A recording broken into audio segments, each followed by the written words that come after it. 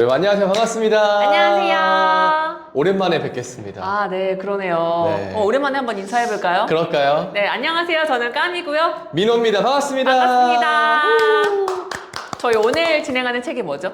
저희는 오늘 파친코라는 책입니다. 지금 책 가지고 계시죠? 파친코. 네. 저희 이 파친코를 광복절 기념으로 셀렉하게 되었는데 이 파친코를 셀렉하게 되신 이유가 뭐예요? 정말 뭐 여러 가지가 있는데 우리 모두의 역사이자 또 가족 이야기가 담겨 있는 또 파친코고 그 시대를 또 반영할 수 있는 책이지 않을까 해서 오늘 파친코를 선정을 해봤습니다. 이제 곧 광복절이잖아요. 네. 오늘 이 책을 통해서 우리의 정체성 그리고 뿌리 그리고 지금까지 우리가 잘 살아가고 있는 의미에 대해서 함께 나눠보려고 합니다. 이번 광복절은 80주년 기념 광복절이기도 한데 네. 이번 파친코 이 소설 같은 경우는 1910년부터 광복 이후의 삶까지 그리는 소설이잖아요. 네. 그래서 일반 서민들이 어떻게 사는지를 조명하는 소설이기 때문에 더 의미가 있는 것 같은데 본격적으로 줄거리 설명해 주시기 전에 어떻게 읽으셨는지 감상평부터 네. 얘기해 주시죠. 일단 첫 문장부터 되게 와닿았다고 해야 될까요? 뭔가 강렬했던 것 같아요. 우리가 작가분들이 물론 이제 모든 작가분들이 첫 문장 쓸 때 되게 많이 고민을 하고 쓰시겠지만 이 책은 조금 더 그러지 않았을까라는 생각이 드는데 첫 문장이 이렇게 시작이 돼요. 역사는 우리를 저버렸지만 그래도 상관없다. 뭔가 첫 시작부터 이 책의 모든 걸 좀 담고 있는 문장이지 않을까라는 생각이 들었어요. 줄거리 자체가 조금 이따가 말씀드리겠지만 실제로 그 시대를 살아가는 사람들의 이야기인데 뭐 주류를 이뤘던 그런 사람들이 아니라 정말 이 하층민의 이야기잖아요. 이민자의 이야기잖아요. 그러다 보니까 역사는 이 사람들을 기억하지 못할 수 있는 게 가능성이 더 높죠. 그래서 역사를 저버렸지만 그래도 이 사람들은 그 저변에서 열심히 잘 살아가고 있기 때문에 상관없다. 이런 의미를 좀 담고 있지 않을까라는 생각이 들어요. 끊임없이 역사에서 조명하고 있지 않지만 우리는 살아가고 있다. 뭐 이런 그쵸. 의미인 거죠. 네. 저는 그 앞 페이지에 찰스 디킨즈의 말을 좀 인용한 부분이 있는데 네. 거기에 고향은 이름이자 단어이며 강한 힘을 지닌다 라고 적어놓은 부분이 있거든요. 근데 거기에 저는 동그라미를 쳐놨어요. 네. 현대인들에게 고향은 어떤 의미고 또 어디를 의미할까라고 궁금해지더라고요. 용성님 같은 경우는 어떤지 모르겠는데 저 같은 경우는 사실 3년 이상 한 곳에 살아본 적이 없거든요. 어떻게 무슨 말이에요? 저는 네. 초등학교 때 1, 2학년 살고 이사 가고 3, 4학년 살고 이사 가고 5학년 살고 이사 가고 6학년 살고 이사 갔어요. 그러다 보니까 저는 고향 친구라는 단어를 쓰는 사람이 되게 부러웠어요. 저는 태어났을 때부터 고등학생 때까지 울산에 살았어요. 그리고 저희 고향 친구 단톡방이 있어요. 네, 그래서 지금도 이제 제 울산에 내려가면 그 친구들이 계속 만나거든요. 네. 그래서 뭐 명절 때 되면 아마 거의 모여서 이제 술자리를 하는데 저에게는 그게 고향이고 고향 친구들인 거죠. 너무 이사를 많이 다니신 거 아니에요? 굉장히 많이 다녔어요. 그리고 중학교만 제가 한 학교를 다녔었고 네. 고등학교 같은 경우도 1학년 1학기 다니고 미국으로 갔다가 미국에서도 1년마다 이제 뉴욕 살았다가 위스콘신 살았다가 돌아와서 이제 대학교 다니고 뭐 이렇게 네. 했기 때문에 네. 저는 고향이 어디야? 이러면은 고향이 태어난 곳인가? 오래 산 곳을 말하는 건가? 이러면서 되게 좀 약간 궁금해지는 그런 느낌이거든요. 그래서 이 단어를 보고선 바로 궁금해지더라고요. 여기 있는 인물들에 대해서도 인물들은 고향을 어디라고 생각할지 또 현대인들은 어디라고 생각할지 한번 물어보고 싶네요. 그러니까 그러면 간단하게 줄거리 한번 요약해보고 시작해보도록 하겠습니다. 자, 이 이야기는 20세기 초 부산의 작은 어촌에서 시작이 됩니다. 절름발이 아버지와 함께 조용히 살아가던 선자, 그녀는 어머니와 함께 하숙집을 운영을 하면서 검소하지만 평화로운 나날을 보내고 있습니다. 그런 선자 앞에 어느 날 고한수라는 남자가 나타납니다. 정말 부드럽고 매너 좋고 그녀의 마음을 뒤흔드는 남자입니다. 잘생겼다고 나오죠.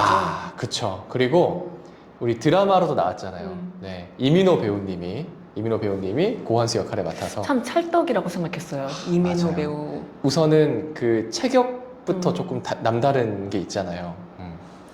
자, 그래서 하지만 그 남자에게는 이 아내와 아이가 있었습니다. 선자는 그 사실을 알고도 이제 임신을 했는데 아이를 낳기로 결정을 해요. 물론 처음에 만날 때는 몰랐습니다. 그녀는 혼자가 아니었고요. 이삭이라는 또 젊은 목사가 있는데 그녀에게 손을 내밀죠. 결혼이라는 이름으로 그녀를 책임지면서 함께 일본으로 떠나자고 말을 합니다. 그리고 그때부터 선자의 고단한 이민 생활이 시작이 됩니다. 일제강점기에 조선인으로서 또 일본 땅에서의 삶은 정말 쉽지가 않았습니다. 차별, 가난, 멸시, 그 속에서 또 선자는 가족을 지키기 위해서 정말 온 힘을 다하죠.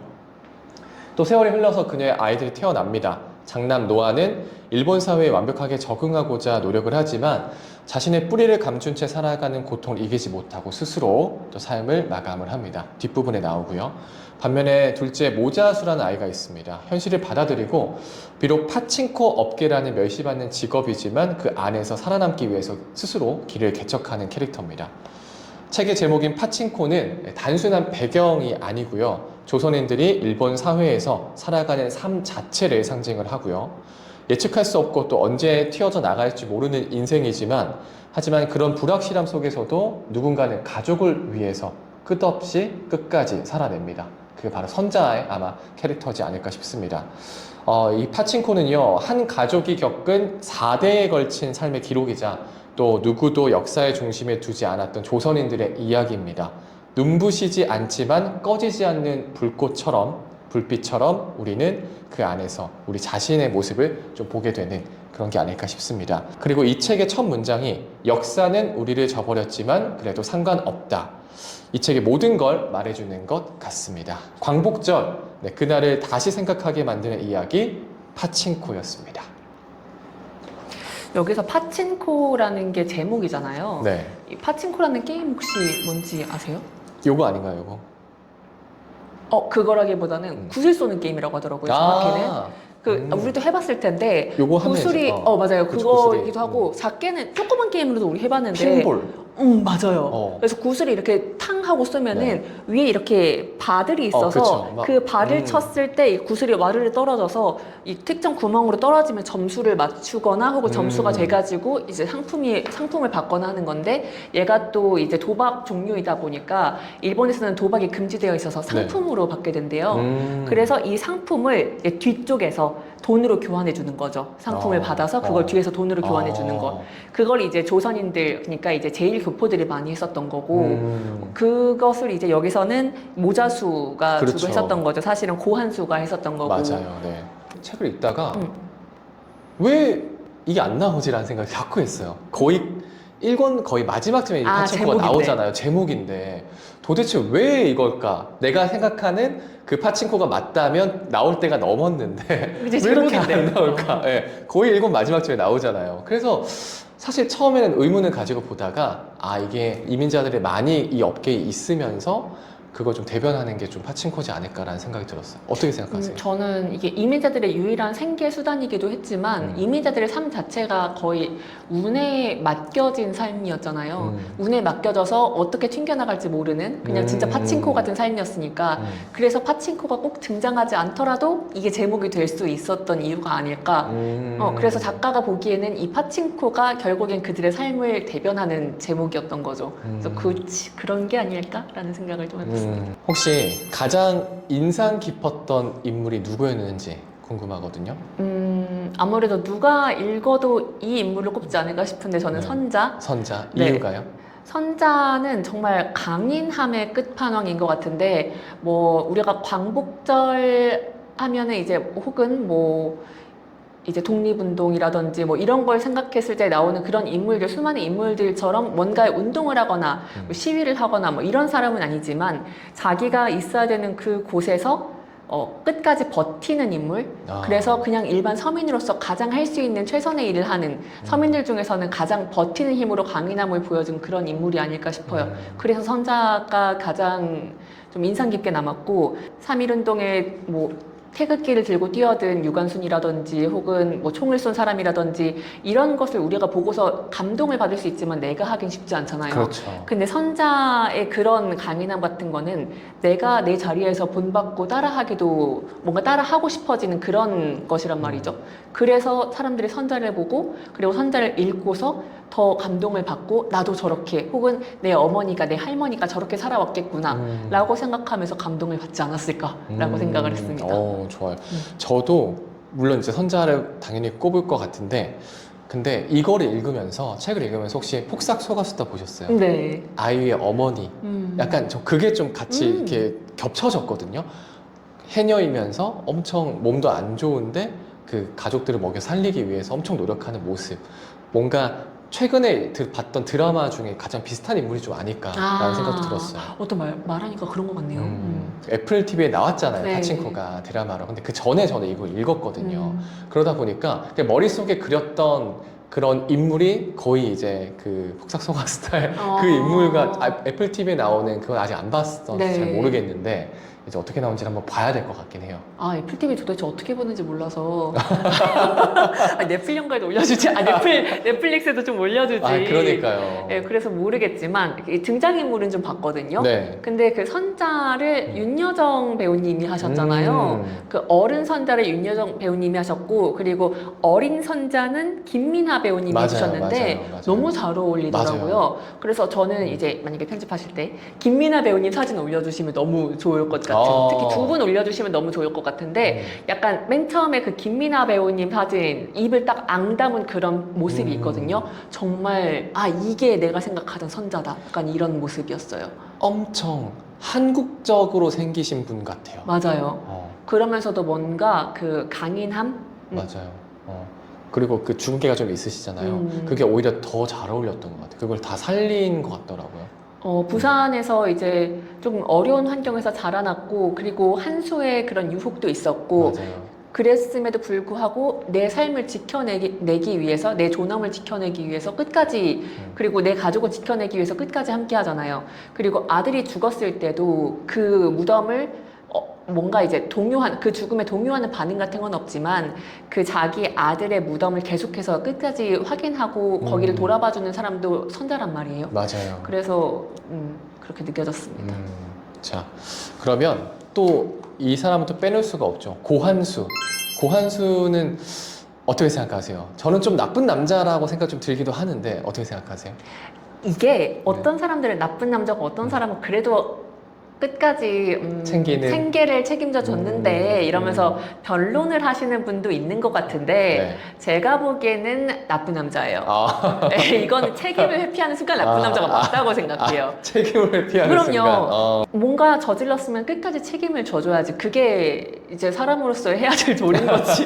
무슨 말도 안 되는 소리를 하고 있어요. 그거는 맞죠. 그거는 맞아요. 네. 저질렀으면 자기가 끝까지 아니면 시작을 하지 말든가.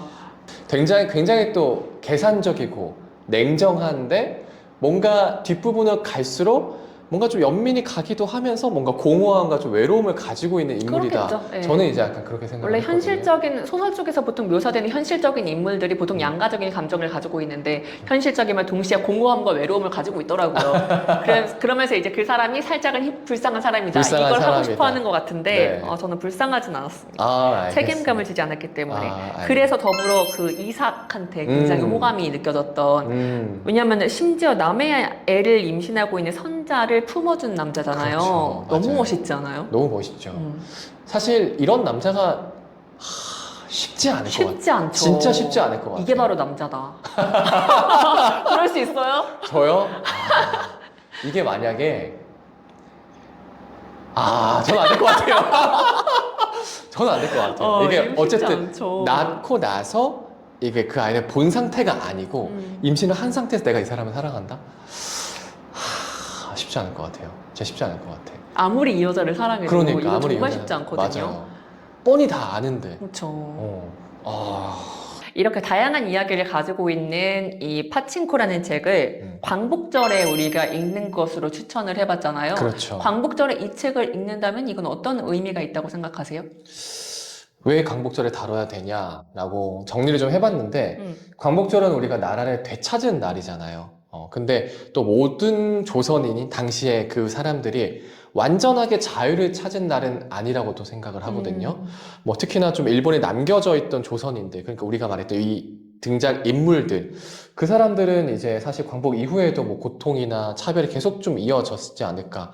그래서 파치코가 좀 그들의 이야기를 좀 다뤄서 광복절에 좀 소개를 하면 어떨까라고 저는 그렇게 생각을 하거든요. 어떻게 생각하세요? 맞아요. 얘기하신 것처럼 광복은 국권 회복을 한 날이면 면서 동시에 이제 존엄을 회복하는 날인 것 같은데 개개인의 존엄을 회복하기에는 조금 아직 부족하고 그렇죠. 여전히 조금 부족하니까 각자의 존엄을 회복하고 있는 그리고 그 존엄을 지켜내고 있는 사람들을 조명한 이야기 파친코를 읽어보는 게 굉장히 의미 있다고 생각이 듭니다.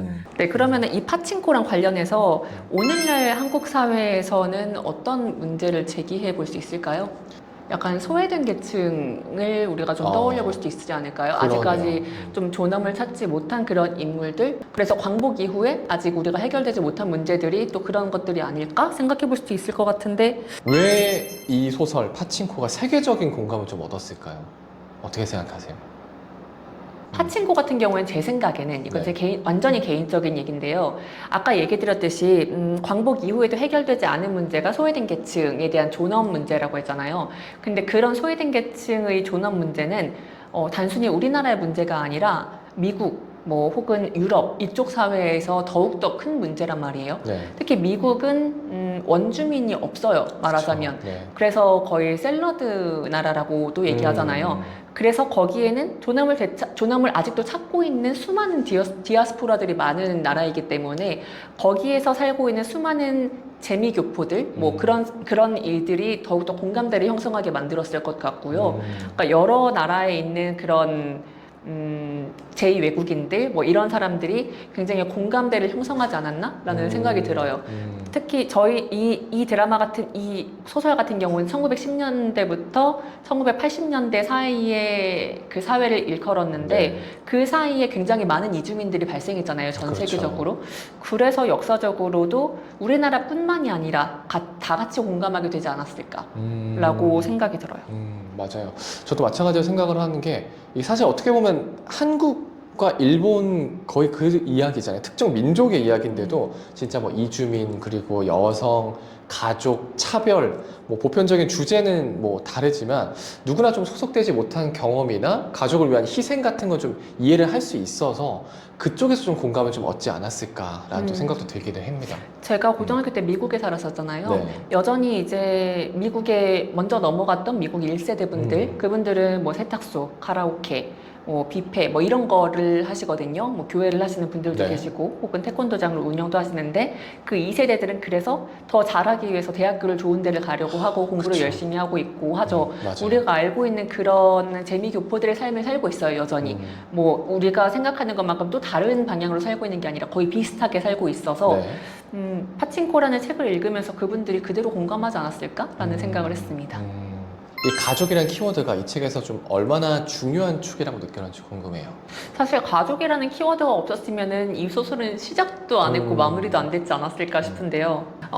이 가족이라는 게 그들한테는 약간 어떻게 생각하면은 너무 귀찮은 존재일 수도 있겠지만 그래서 책임감도 더 느껴지고 그래서 어쩌면 그 선자라는 존재도 굉장히 책임감 있고 강인한 존재로 나오는데 그녀가 책임감이 있었을 수 있었던 이유도 가족 때문이지 않았을까 싶어요. 가족이 없었다면 이런 전개 자체가 흘러가지 않았을 것이다. 버틸 수 있었던 힘이 되었고 때로는 울타리 같은 존재였던 것이죠. 선자가 처음에 그 임신을 해가지고 또 이민을 하게 되잖아요. 그렇죠. 건너가게 되는 그 모든 이유들, 뭐 어떤 이동의 이유들도 다 그 가족 때문인데 또 선자가 힘들 때마다 버티게 되는 것도 다 가족 때문이라고 생각하거든요. 그렇죠. 맞아요. 그렇죠. 부모의 뭐 아픈 손가락이 어디 있겠냐마는 근데 뭔가 부모님 그러네. 다시 다음 질문입니다. 일본 사회에서 배척을 당하는 조선인들의 모습이 이 책에 계속해서 나오는데 지금의 좀 어떤 사회와 좀 닮았다고 생각을 하는지 궁금해요. 저는 이제 한국에서는 잘 모르겠는데 미국에서 있을 때 좀 그런 부분을 미국에서 있었을 때 봤던 부분과 조금 유사하게 느껴졌던 부분들이 있었어요. 네. 일본 사회에서 예를 들어 노아나 모자수가 아무리 일본인처럼 살려고 해도 너는 한국에서 온 애잖아. 그렇죠. 한국에서 산 적이 한 번도 없는데도 약간 제일교포라는 딱지를 붙여놓고서 아무리 얘네가 발버둥치고 똑똑하게 하고 혹은 사업 수완이 좋더라도 너는 제일교포 이렇게 붙여놓는 게 있거든요. 출신이라는 게 좀 꼬리표를 좀 계속 달고 다니는 거죠. 자기는 한국어도조차 할 줄을 모르는데 맞아요. 근데 미국에서도 아직까지 그런 게 좀 있어요. 한국 애들이라면은 한국어를 잘 못하고 어눌하게 하는 애들이고 네. 심지어 국적도 미국 국적인데 이 아이들이 취업을 할 때 영향을 미친다거나 혹은 뭐 그 대학교를 나와서 얘가 취업을 할 때 만약에 같은 학과가 아니면 취업을 못해요. 한국 출신의 미국인들이면은. 그래서 이런 것들이 조금 차별화가 느껴지는 거고 사업을 할 때도 뭔가 차별이 느껴져서 결국에는 엄마 아빠 따라서 아기 때 이미 미국으로 건너온 애들인데 결과적으로는 취업은 한국으로 돌아가서 하는 애들이 많아요. 그렇구나. 한국어도 어눌하고 영어만 잘하는 애들인데 그렇게 해서 이제 영어 전문 쪽으로 이제 들어가는 네. 거죠, 걔네들은. 그런 애들을 종종 봐왔어서 네. 이거는 굉장히 차별적인데 미국은 우리가 되게 뭐 자유의 나라고 능력에 따라서 우리가 충분히 성공할 수 있는 나라라고 생각하는데도 그러거든요. 그러면 우리는 알지 못하겠지만 한국에도 충분히 그런 부분들이 그런 불공평한 부분들이 많지 않을까라는 것을 좀 어림짐작해 볼 수 있을 것 같아요. 저는 뭐 미국에 살아보지 않아서 그리고 저는 계속 이제 한국에 있었기 때문에 그런 거를 뭐 전혀 느끼진 못했지만 이제 뭐 드라마나 영화 같은 데만 봐도 정말 그런 게 많이 나오잖아요. 네. 그래서 이제 오히려 이 책을 읽으면서 그때 뭐 제가 봤던 영화나 드라마들이 계속 떠올랐던 것 같아요. 실제로 이런 차별은 사실 세월이 지나도 어딜 가든 있지 않을까. 그 중에서 여기서는 또 이제 한국 사람이 또 미국에 건너가는 그 출신 꼬리표 떼지 못하는 그런 모습들을 좀 절실히 닮았지 않았나. 네, 그런 생각을 한번 해봅니다. 자, 그러면 이 책을 읽고 나서 혹시 누군가에게 추천하고 싶은 이유가 있을까요? 사실 파친코의 경우에는 그냥 소설책이 아니라 거의 역사 소설이고 가족 소설이고 굉장히 감동까지 있는 그런 소설이기 때문에 네. 저는 특히 외국에 살고 있는 친구들에게도 선물을 해주고 싶고요. 그리고 저희 가족들한테도 추천을 해주고 싶었습니다. 저 같은 경우에는 한국 사를 좀 제대로 안 했던 친구들, 특히나 20, 30대 젊은 친구들에게 좀 추천해주고 싶어요.